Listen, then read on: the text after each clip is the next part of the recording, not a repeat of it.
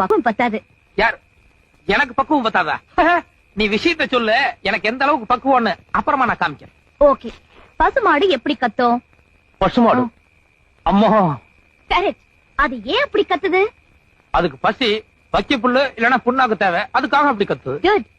மாது கொஞ்சம் ஃபீலிங் கூட கத்துனா? ஃபீலிங்? கண்ணு குட்டிக்கு பசி, அதுக்கு பால் கொடுக்கணும், அதுக்காக அம்மா அப்படின்னு ஃபீலிங் கூட கத்துது. Very good. Don't touch me, come to the point. மானு கத்துனா தனக்கு பசி, மா அந்த கொஞ்சம் ஃபீலிங் கூட கத்துனா கண்ணு குட்டிக்கு பசி. எக்ஸாக்ட்லி. ஆனா இந்த கத்தல் எப்படி இருக்கு? இது வேற மாதிரியா அடி வயித்துல சத்தம் வருதே. அந்த ரெண்டு கத்தலுக்கும் இந்த கத்தலுக்கும் வித்தியாசம் இருக்கும். No, here also lot of differences there, no? Yes. Why? தனக்கு பசின்னு கத்தி கேள்விப்பட்டிருக்கேன், தன்னுடைய குழந்தையான கன்றுக்கு பசின்னு மா ஃபீலிங் கூட கத்தியும் கேள்விப்பட்டிருக்கேன்.